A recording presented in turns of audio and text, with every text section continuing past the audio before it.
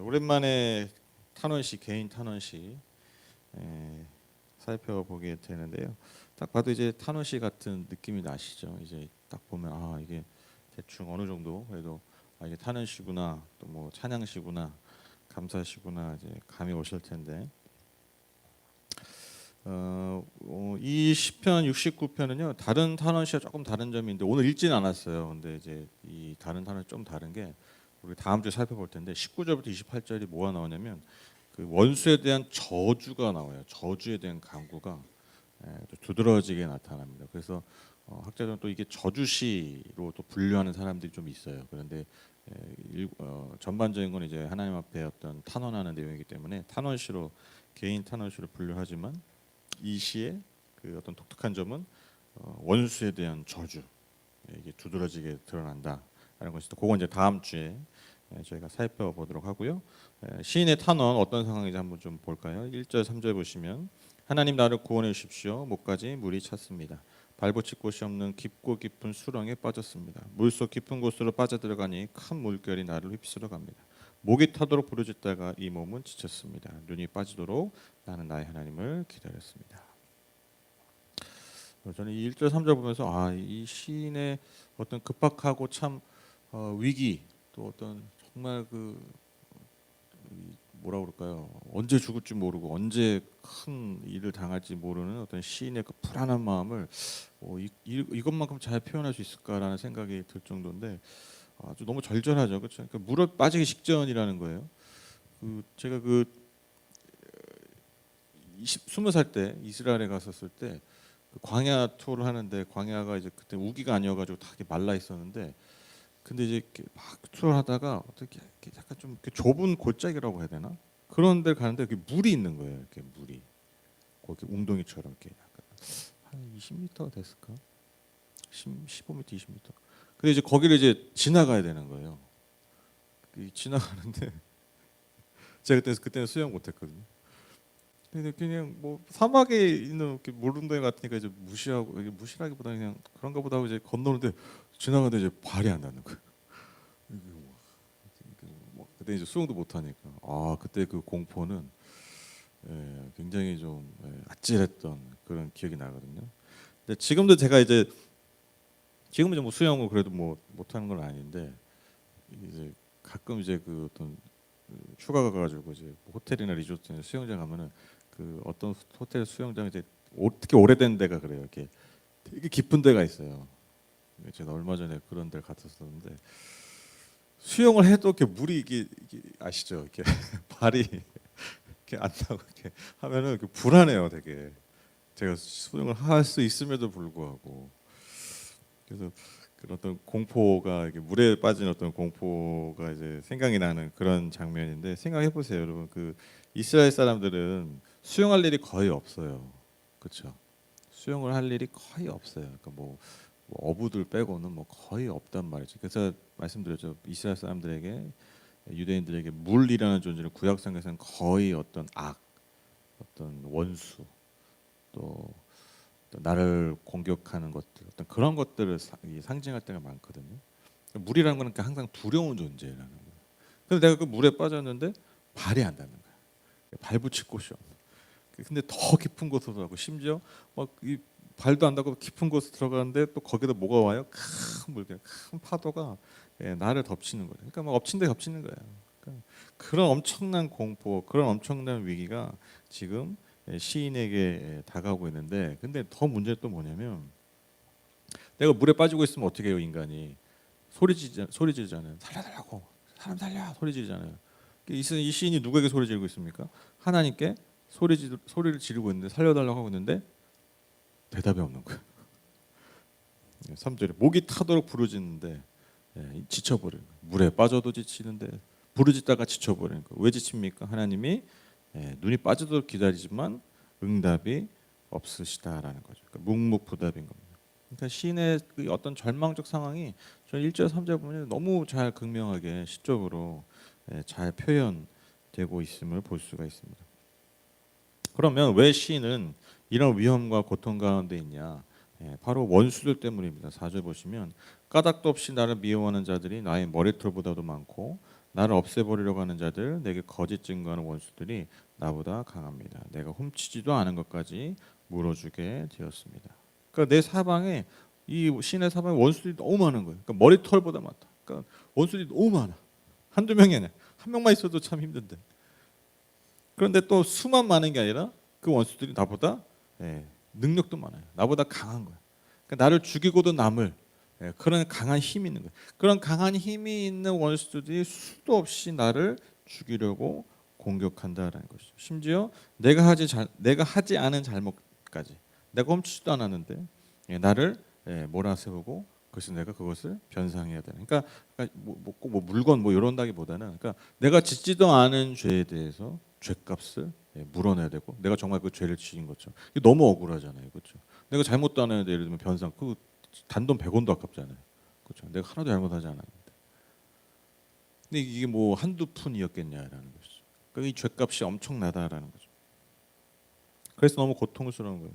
그래서 하나님께 더 간절히 간구합니다. 5절 6절 보시면 하나님 주님은 내 어리석음을 잘 알고 계시니 내 죄를 주님 앞에서는 감출 수 없습니다. 만군의 주 하나님 주님을 기다리는 사람들이 나 때문에 수치를 당한 일 없도록 하여 주십시오. 이스라엘 하나님 주님을 애써 찾는 사람들이 나 때문에 모욕을 당하는 일이 없도록 하여 주십시오. 시인이 하나님 앞에 간절히 나아가는데 먼저 겸손하게 나가죠. 주님 앞에 자신이 어리석고 자신이 죄인임을 고백합니다. 이거 갑자기 뜬금없이 내가 죄인이고 하나님 앞에 어리석은 자라고 고백하느냐? 왜 그러냐? 그러니까 뭐 내가 하나님 간구하기 전에 하나님 저는 좀 이따 드릴 말씀입니다. 일단 저는 죄인이고요. 제가 좀 부족합니다. 뭐 이런 겸양 떠는 게 아니에요. 이게 맥락상 이해해야 되는데 내가 주님 앞에 어리석고 주님 앞에 죄인이다라는 것은 반대로 극명하게 지금 누구와 비교하고 있냐면 하나님을 거절하고 하나님을 멸시하는 그 원수들과 자신의 모습을 지금 대비시키는 거예요. 그러니까 나는 누구 앞에서만 죄인이에요? 주님 앞에서만 죄인이에요. 주님 앞에서만 어리석은 자예요. 그러면 원수들 앞에서는 나는 의인이라는 거죠. 이걸 지금 드러내는 거예요. 이해되시죠? 그러니까 하나님 앞에 괜히 갑자기 겸양 떠는 게 아니라 하나님 저는 당신 앞에 죄인이고 당신은 어리석지만 주님 저 아시죠? 저 원수들과 저를 비교해 보시면 아시죠? 저는 저들 앞에 죄인이 아니에요. 저는 저들 앞에서 어리석은 자가 아니라 지혜로운 자이고 또한 의인이라는 거예요. 그걸 지금 드러내는 거예요. 이어지는 6절을 보면 그걸 알 수 있는 거죠. 6절에 주님을 기다리는 사람들. 이 사람들 어떤 사람이냐? 바로 시인과 같은 의인을 말하는 거예요. 즉 시인의 고난이 모든 의인의 고난을 지금 대변하고 있다라는 것이죠. 그러니까 그들에게 수치를 당하지 않도록 그렇게 해달라는 거예요. 그 이 말인즉슨 내가 만약에 수치를 당하고 내가 만약에 하나님 앞에 하나님 앞에는 죄인이고 하나님 앞에 어리석지만 저 사람들에 비교해서는 내가 의인이고 내가 하나님 앞에 하나님 보시기에 지혜로운 자이지만 내가 만약에 저들에게 수치를 당한다면 하나님을 믿고 섬기고 따르는 그 모든 의인들이 동일하게 수치를 당한다는 거예요. 지금 그걸 얘기하고 있는 거예요. 아주 지혜로운 강구죠, 그렇죠? 굉장히 지혜로운 강구예요. 그래서 시인이 구원받는 것은 단지 단 한 명의 구원을 넘어서서 모든 하나님을 섬기는 의인들을 향한 구원이요 구원의 메시지가 된다라는 것이죠. 그리고 나서 이제 단도직입적으로 하나님께 시인이 탄원합니다. 7절 9절 보시면 주님 때문에 내가 욕을 먹고 내 얼굴이 수치로 덮였습니다. 친척에게 따돌림을 당하고 어머니의 자녀들에게 마저 낯선 사람이 되고 말았습니다.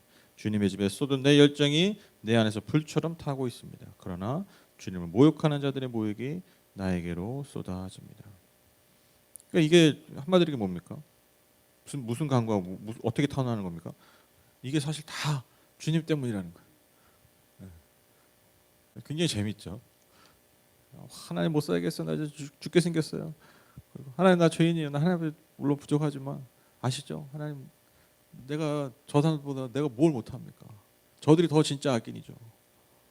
그래서 내가 구원받아야 하나님 섬기는 자들 구원받습니다. 그 얘기하다 갑자기 근데 아시죠? 하나님 이게 다 주님 때문이에요. 지금 그렇게 얘기하는 거예요. 이게 흐름을 아시겠죠? 이게 다 주님 때문이에요. 내가 주님 때문에 지금 이 수치를 당하고 있습니다. 심지어 가족들에게, 친족들에게 따돌린 거 버림을 당한다. 이건 최악의 고통이에요. 제가 누누이 말씀드리지만 여러분 중동 사회에서 고대 근동 사회에서 가족과 친족에게 버림받는다. 이건 그냥 인생 끝난 거예요. 그냥 끝난 거예요. 그 사회에서 이탈된다는 것 자체는 그냥 끝나는 거예요. 지금이야 뭐 이민을 가고 뭐 도피도 하고 옛날에 그런 거 없어요. 그냥 죽는 거예요. 그냥 그 지역 사회에서 도태되고 이렇게 팽당한다? 그러면 그냥 끝난 인생. 하물며 여러분 내 가족들, 내 친족에게 벌인을 받고 인정을 받지 못한다. 그 인생은 그냥 끝난 겁니다. 그런 상황에 빠진 거예요. 최악의 어떤 상황, 최악의 고통을 지금 말하고 있는 것이죠. 그런데 이 고통의 원인, 이 엄청난 일의 원인이 뭐라고요? 다 주님 때문이라는 거예요.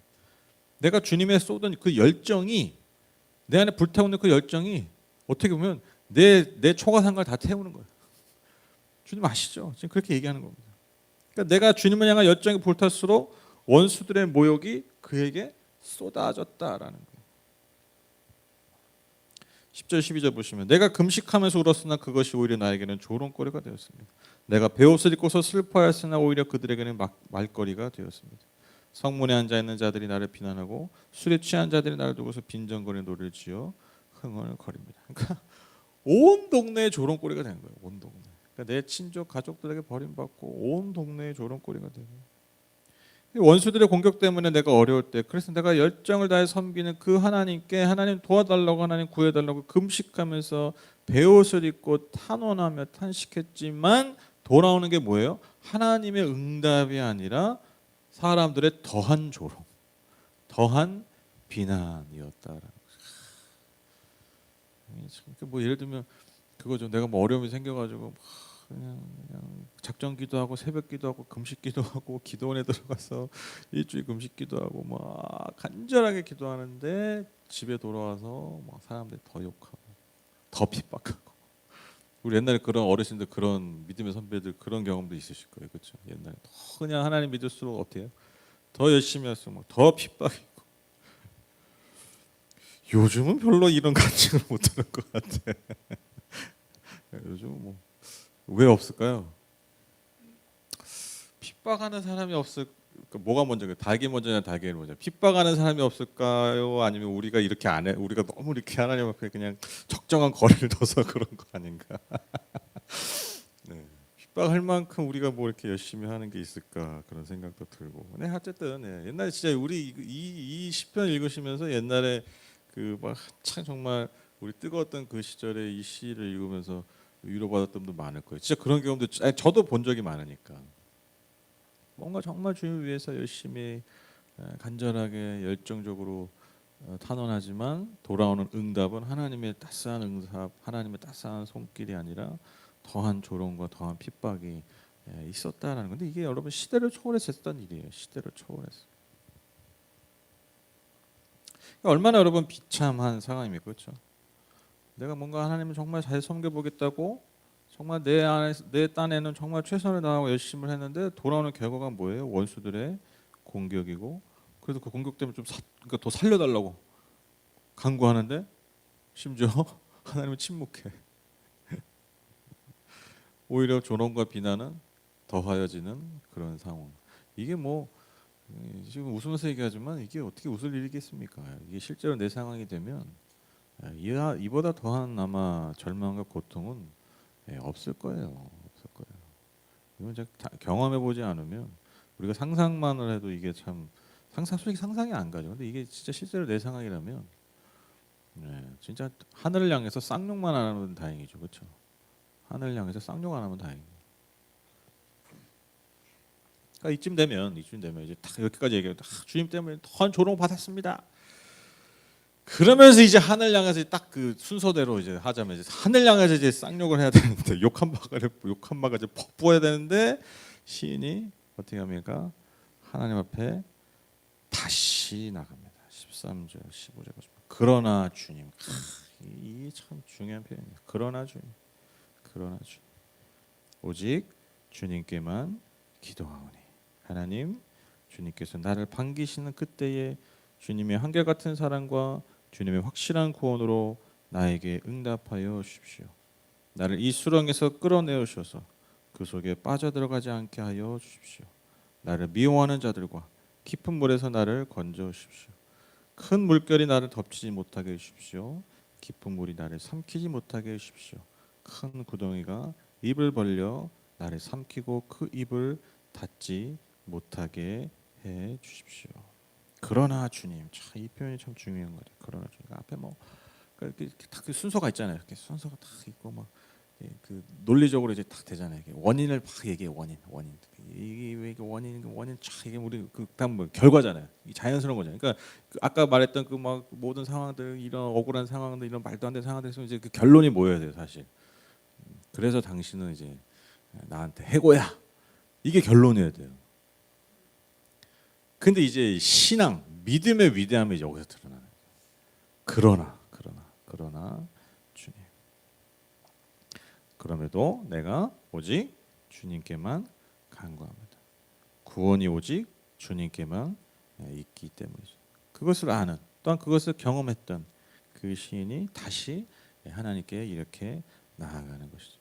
여러분 어떻게 이런 고백할 수 있을까? 그러나 주님이라고 저는 어떻게 이 고백할 수 있냐면 다른 게 아니에요. 그 구원의 경험이 있기 때문에, 은혜의 경험이 있기 때문에, 그렇죠. 그래서 그 은혜와 그 구원의 경험이 내 삶과 내 상황이 나를 비록 속일지라도 그 상황과 그 삶의 어떤 어려움들을 논리적으로만 바라보는 게 아니에요. 무슨 말인지 아시죠? 뭔가 그것을 뛰어넘는 하나님의 섭리를 믿게 되는 거예요. 그러니까 구원을 경험한 자들이 이 고백을 하는 거예요. 이해되시죠? 그렇죠? 어떻게 그러나 주님을 얘기할 수 있습니까? 은혜에 대한 경험 없이 구원에 대한 경험 없이 여러분 절대 이렇게 결혼 못 해요. 그러니까 원수들이 하는 게 그거잖아요. 봐봐야 네 꼬라지를 봐. 그러고 하나님 믿냐? 이게 논리적인 귀결이에요. 은혜에 대한 경험과 구원에 대한 경험이 없기 때문에 그렇게 얘기하는 거예요. 그게 이상한 게 아니에요. 그게 당연한 거예요. 근데 또 우리의 당연한 반응이 뭐냐면 우리는 은혜를 경험했기 때문에 구원을 경험했기 때문에 내 상황과 내 어떤 어려움들을 논리적으로만 판단하지 않는다는 거예요. 그것을 뛰어넘는 하나님의 손길과 하나님의 섭리로 그것을 보려고 하는 거죠. 그것을 믿는 거죠. 그렇죠? 내가 비록 지금 상황 어렵지만 하나님이 침묵하신 것 같지만 이 모든 상황들이 하나님의 사랑과 하나님의 은혜 아래 있는 손길 안에 있다. 섭리 안에 있다. 내가 이거를 믿는 거예요. 근데 이게 어떻게 가능하다고요? 내가 하나님의 은혜를 경험하고 그 은혜를 경험했기 때문이라는 것이죠.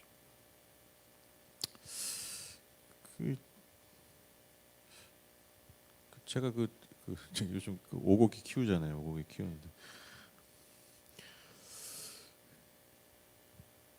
정말 아무것도 모르는 놈이잖아요. 그렇죠? 아무것도 모르잖아요. 잘 모르잖아요. 그냥 뭐 밥만 주면 그냥 꼬리 흔들고 그냥 놀아주면 꼬리 흔들고. 예. 너무 단순한 동물. 그러니까 인간의 입장에서 볼 때 참 되게 미물이잖아요. 미물. 근데 저희가 이제 제 아내도 그렇고 뭐 저희 가족도 그렇고 너무 귀엽잖아요. 너무 사랑스럽고 뭐 걔가 나한테 해주는 건 없어. 크게 해주는 게 없어. 귀찮기만 하죠. 솔직히 말하면 뭐 크게 내 삶에 뭐 이렇게 이익을 주는 건 없어요. 근데도 이제 이쁘고 사랑스러운 거죠. 근데 제가 어느 순간 언제 한번 그 생각을 한 적이 있어요. 물론 얘가 뭐 느낌상은 알겠지만 얘가 그 주인들이 자기를 너무 사랑하고 너무 아끼는 걸 알까? 그러니까 그만큼 알까? 생각해보니까 모른다라는 거죠. 모르죠. 그러니까 우리가 걔를 아끼고 그 걔를 사랑하는 그 크기를 걔는 몰라요. 그러니까 걔 수준에서만 이해하는 거지 절대로 몰라. 예를 들면 막 놀아달라고 하는데 내가 뭐 놀아주지 않아. 그러면 상처받을 수 있죠. 그렇죠? 왜 안 놀아주지? 주인 이상하네. 그렇죠? 그리고 왜 나를 또 놔두고 어딜 가지? 이상하네. 이해를 못해요. 걔 수준에서 이해하는 거예요. 그런데 내가 그 강아지를 생각하고 그 강아지를 책임지려는 마음, 그 강아지를 끝까지 어떻게 같이 하려는 그런 마음, 책임지는 마음, 걔가 그걸 알아요? 몰라요. 그냥 그 순간순간만 아는 거예요. 그 순간순간에 좋으면 좋은 거고 싫으면 싫은 거예요. 그게 걔 수준에서 인간을 이해하는 거죠. 그렇죠? 여러분 우리가 항상 우리가 신앙생활하면서 항상 기본적으로 생각해야 되는 게 뭐냐면요. 하나님을 우리가 이해하는 건요. 우리 수준에서 이해한다는 거예요. 이걸 꼭 우리가 인정해야 돼요. 하나님은 날 사랑하셔. 이거 우리 수준에서 이해하는 거예요. 이해되시죠? 때로는 하나님의 사랑이 이해가 안 돼요. 하나님의 사랑이 때로는 막 부담스럽기도 하고. 심지어 어떨 때는 하나님 나 진짜 사랑하긴 하나? 왜 그러냐면 이게 우리 수준에서 이해해서 그래요. 우리 수준에서. 그러니까 우리의 환경, 내가 겪는 경험 이 수준에서만 우리는 하나님의 사랑을 이해하고 받아들이는 거예요. 근데 믿음이 뭐냐면 우리가 때로는 그 내 수준의 어떤 이해를 뛰어넘어 보는 거예요. 그게 믿음이에요. 그게 믿음. 아니 그냥 당연히 반응하는 그냥 반응이지. 그건 믿음이 아니잖아요. 믿음은 뭡니까? 보이지 않는데 보이는 것처럼 보는 거잖아요. 그렇죠? 느껴지지 않는데 느껴지는 것처럼 느끼는 거잖아요. 그게 믿음이라는 거잖아요. 믿음. 그렇죠? 아니 새가 동쪽에서 뜨고 서쪽에서 뜨는 거 뭐하는 믿어요? 당연한 건데. 당연한 건 믿을 필요가 없어요. 그냥 반응인 거지. 이해지 그냥 이해. 귀결, 논리적 귀결. 근데 믿음은 뭐예요? 때로는 그걸 뛰어넘는 거예요. 그게 믿음이에요. 우리가 항상 전제해야 되는 게 뭐냐면 나는 내 수준에서 인간의 수준에서 하나님 사랑을 이해하는 거예요. 이게 또 재밌는 게 뭐냐면 인간의 수준에서만 이해하는 게 아니라 또 내 수준에서 이해해. 그러니까 수준이 다 달라. 하나님의 사랑을 하나님을 이해하는 수준이 또 달라. 그러니까 우리에게 필요한 건 뭐예요? 그 수준을 좀 끌어올리는 거예요. 우리가 살면서 하나님을 이해하는 수준, 하나님의 사랑을 이해하는 수준을 계속해서 올려야 돼요. 그 수준에 머물면 안 돼요. 그냥 애들이 그 이해하는 수준을 머물면 안 되잖아요. 늘 믿음의 성장하는 게 저는 이거 같아요. 무슨 하나님을 의심하지 않는 크기가 커지는 게 믿음이 성장하는 게 아닙니다. 우리 믿음을 오해하면 안 돼요. 믿음은요 제가 늘 말씀드리죠. 믿음이라는 건요 의심하지 않는 상태를 말하는 게 아니에요. 인간이 어떻게 여러분 하나님 의심하지 않겠어요? 인간에게 어떻게 의심이 없어요? 예수님 말씀하시잖아요. 겨자씨만한 믿음이 있어도. 그러니까 믿음은 선택이에요. 선택. 감정의 상태가 아닙니다. 겨자씨만한 믿음이 있으면 이게 뭐냐? 그러니까 네가 작은 믿음만 있어도 이 얘기가 아니에요. 작든 크든 그게 중요하지 않다는 거죠. 뭐래요? 믿음은 선택의 문제라는 거예요. 비행기 타면 어떤 사람은 그 비행기 하나도 안 무서운 사람도 있고 막 기대를 차는 근데 도착할 때까지 기대 차는 사람이 있고 또 어떤 사람은 비행기를 타기 전부터 벌벌 떨고 걱정하고 떨어질 거 걱정하고 잘 뜰까 잘 날아갈까 잘 도착할까 내내 걱정하는 사람이 있죠. 근데 중요한 건 뭡니까? 비행기 타기만 하면 도착해요. 그 안에 있는 사람의 두려움이 크든 적든 없든 많든 상관없어요. 그 비행기만 타면 어떻게 돼요? 목적지에 도착하는 거예요. 저는 이게 믿음이라고 생각해요. 이 믿음에 대한 아주 좋은 비유예요.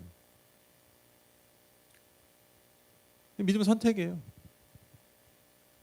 그런데 중요한 건 매번 비행기 탈 때마다 매번 똑같은 수준이면 안 되잖아요. 그렇죠? 이 수준을 끌어 올려야죠. 그렇죠? 아니 비행기 수도 없이 타는데 매번 갈 때마다 두렵고 매번 갈 때마다 그냥 머리 그냥 두려워가지고 그냥 기내식도 얹힐까봐 먹지도 않고 그 맛으로 가는 거 아닙니까? 그러니까 누릴 걸 누리지 못하는 거예요. 누구는 당연하게 누리고 당연하게 즐기고 있는 그 순간을 나는 즐기지 못하고 누리지 못하는 거예요. 그게 여러분 우리의 어떤 그 하나님에 대한 믿음의 어떤 그 수준 그것을 올려야 되는 이유가 저는 여기 있다고 생각해요. 그것 때문에 뭐 더 복을 받고 더 뭐 그런 거 아니에요. 그게 율법주의고 그게 바리새주의인데 그게 중요한 게 아니라 진짜 나를 위해서 하나님과 동행하는 나의 삶의 어떤 그 복을 위해서 그 충만함을 위해서 여러분 우리가 믿음의 수준을 올릴 필요가 있다라는 거죠. 그래서 우리는 하나님 우리를 얼마나 사랑하는지 잘 모릅니다. 내 수준에서 최선을 다해서 이해할 뿐이에요. 그 수준을 넘어서야 되는 거죠. 계속해서 조금씩. 오늘 이 시인이 바로 그런 믿음에 도전하고 있는 거예요. 그러나 주님, 그럼에도 주님께 간구하는 주님의 구원을 그럼에도 기다리는 그분의 한결같은 사랑, 헤세드죠. 그 사랑에 이 시인은 하나님의 그 헤세드의 그의 삶을 다시 한번 기대고 있습니다. 이 수렁, 이 깊음을, 이 그 큰 물결, 원수들 즉 나를 죽이려는 그 모든 위협과 공격, 두려움에서 나를 건져달라고 간구하고 있습니다. 16절 18절 마지막 보시면 주님의 사랑은 한결같으시니 나에게 응답해 주십시오. 주님께는 긍휼이 풍성하오니 나에게로 얼굴을 돌려 주십시오. 주님의 종에게 주님의 얼굴을 가리지 말아 주십시오. 나에게 큰 고통이 있으니 어서 내게 응답해 주십시오. 나에게로 빨리 오셔서 나를 구원하여 주시고 나의 원수들에게서 나를 건져 주십시오. 주님의 한결같은 그 사랑, 그 풍성한 긍휼, 그 자비를 간구하고 계십니다. 지금 얼굴을 돌리고 계신 상황이잖아요, 그렇죠? 근데 다시 나에게 얼굴을 돌려달라라고 간구합니다. 이 구약에서 하나님의 얼굴은 하나님의 은혜와 자비, 사랑, 구원 그것을 상징합니다. 그래서 하나님의 얼굴을 본다. 그걸 마주한다 그런 의미가 있는. 근데 이제 그게 얼굴이 돌려져 있다. 이게 최악인 거예요. 지금 그런 상황. 그래서 하나님 다시 나에게 얼굴을 돌려달라고 간구하고 있습니다. 바로 지금 지금 큰 고통 가운데 있기 때문에 속히 응답해달라고, 빨리 오셔서 나를 원수들에게서 건져달라고 간구하고 있죠. 굉장히 지금 급박하죠, 그렇죠? 너무 급박하지 않습니까? 빨리 오셔서 나를 구해. 시인의 상황을 우리가 절절하게 볼 수 있습니다. 저는 어제 이 말씀 준비하면서 이 부분이 참 눈에 탁 띄더라고요. 이 메시지가 바로 이게 다 주님 때문입니다라는 이 고백. 한번 제가 생각해보세요. 저도 이제 예를 들면 살다 보면 어려운 때가 있잖아요. 되게 힘들 때 있는데 내가 이렇게 막 힘들 때 막 기도하다가 뭐 살려달라고 도와달라고 막 구해달라고 기도했는데 하나님 이게 다 하나님 때문이에요. 이런 적이 있나? 이럴 때 있나 생각해 보니까 있었나 없었나. 그러니까 뭐 대놓고는 아니어도 그래도 하나님 내가 그런 거 있죠. 내가 그래도 뭐라도 좀 주님 위해서 뭐라도 해보려고 하는데 왜 상황이 이렇게 됩니까? 이제 이런 건 있죠. 이런 거 있는데 근데 이게 다 하나님 때문입니다. 막 이렇게 막 정말 이렇게 여과 없이 했던 적은 이렇게 없었던 것 같아요. 그래서 다음부터 해보려고요. 이제 이 시편의 기도자의 힘을 입어서. 근데 이제 이 고백을 보면서 그런 생각이 들더라고요. 어떻게 하면 이렇게 고백할 수 있을까? 그러니까 어떤 마음과 어떤 상태라면 내가 하나님 앞에 이런 고백을 할 수 있을까라고 생각해 보니까 두 가지가 있더라고요. 첫 번째로 정말 내가 주님을 위해서 그렇게 열정을 다했을까? 정말 열정을 다했으면 이런 고백이 그냥 나오겠죠, 그렇죠? 내가 정말 주님을 위해서 아까 이 시인의 고백처럼 내 안에 불타는 그런 열정으로 내가 정말 타는 열정으로 내가 주님을 위해서 살았다면 이 타다 보면 언젠가 이렇게 재처럼 됐다 분명히 있어요. 그럴 때가 와요. 엘리야도 그랬고 다 그래요. 다 그런 걸 경험하거든요. 근데 내가 과연 정말 주님을 위해서 그렇게 했던 적이 얼마나 있을까? 생각해 보면 이렇게 많이 없는 것 같아요. 그러니까 이런 고백을 하기가 쉽지 않은 거죠. 그게 하나가 있었고 두 번째가 뭐냐면 그만큼 하나님과 친밀한 가운데 있다라는 거예요. 이게 중요해요. 그러니까 이게 정말 하나님과 너무 멀어서 너무 거리가 있고 너무 정말 하나님이 막 그래서 그런 게 아니라 정말 그 하나님의 나를 향한 사랑과 나를 향한 그 하나님의 성품을 믿기 때문에, 그러니까 그만큼 하나님과 친밀하기 때문에 그 친밀함이 전제되니까 여러분 이런 고백을 할 수 있는 거예요. 여러분 친밀하지 않으면요, 신과 친밀하지 않으면 항상 나타나는 게 뭐냐면 두려움입니다. 그렇죠? 여지 없어요. 내가 하나님과 친밀하지 않으면요, 우리를 항상 작동하는 신앙의 그 버튼이 뭐냐면 두려움이에요. 그렇죠? 생각해 보세요. 두려움인데 이렇게 할 수 있어요? 더 못하죠. 아무리 열심히 해도요, 두려움이 내 안에 하나님 향한 관계가 잘해져. 그게 출발 버튼이면요, 절대 이렇게 못해요. 더 기어 들어가죠. 더 두려워지는 거예요. 더 말 조심합니다. 더 기도의 어휘가 여러분 조심스러워집니다. 표현이. 왜? 두렵기 때문에. 더한 어려움과 고통에 당하면 어떡하지? 근데 어떻게 이렇게 고백할 수 있다고요? 하나님과 친밀한 거예요. 그게 전제되어 있는 거예요. 그러니까 하나님의 성품에 대한 분명한 이해. 그러니까 어떻게 친밀해지냐고. 하나님이 어떤 분인지 알기 때문에 여러분 이렇게 할 수 있다라는 거예요. 그게 친밀함입니다. 내가 저 사람 알아. 내가 다 알아. 저 사람. 이게 친밀하다는 증거잖아요. 너는 몰라도 나는 알아. 걔를. 눈빛만 봐도 알아. 이게 친하다는 사람들의 그 많은 표현이잖아요. 그거예요. 굳이 말하지 않아도, 굳이 표현하지 않아도 알아. 그분을 알아. 그게 친밀함이잖아요. 진짜 친한 거잖아요. 그러니까 이렇게 할 수 있는 거예요. 이게 다 주님 때문입니다. 내가 이렇게 고통을 당하고 이게 다 하나님 때문이에요. 하나님도 나 아니까. 내가 어떻게 했는지 아니까. 그러니까 나 이렇게 얘기할 수 있는 거예요. 내가 하나님 앞에 완전하다는 얘기가 아니에요. 내가 하나님 앞에 완전함을 추구했던 사람, 그게 어떻게 친밀함입니까? 인간이 그럴 수가 없는데. 하나님 내 수준 아시고 내 수준의 사람이 나 한 거 알죠? 근데 어떻게 이래요? 이게 다 하나님 때문이지. 이렇게 얘기할 수 있다라는 거예요. 그러니까 나에 대한 어떤 하나님의 은혜와 그분의 사랑에 그 변치 않는 그 사랑에 대한 확신이 있기 때문에 근데 그 확신이 막 그래 확신 하나님 믿 이게 아니라 그냥 너무 자연스러운 거예요. 너무 당연한 거예요. 그렇죠? 막 그 하나님의 사랑과 은혜를 막 다시 막 믿음으로 일깨울 필요가 없어. 그냥 전제되어 있는 거예요. 전제되어 있는 거. 그러니까 이런 고백을 할 수 있다라는 것이죠. 그래서 여러분 꼭 기억하십시오. 친밀하지 않으면 무서워집니다. 그러니까 하나님을 경외하지 말라라는 게 아니라 하나님 경외. 저도 하나님 무서워요. 하나님 무섭죠. 하나님 두려운 분인데 근데 제가 말하는 이 두려움은 어떤 두려움인지 아시죠?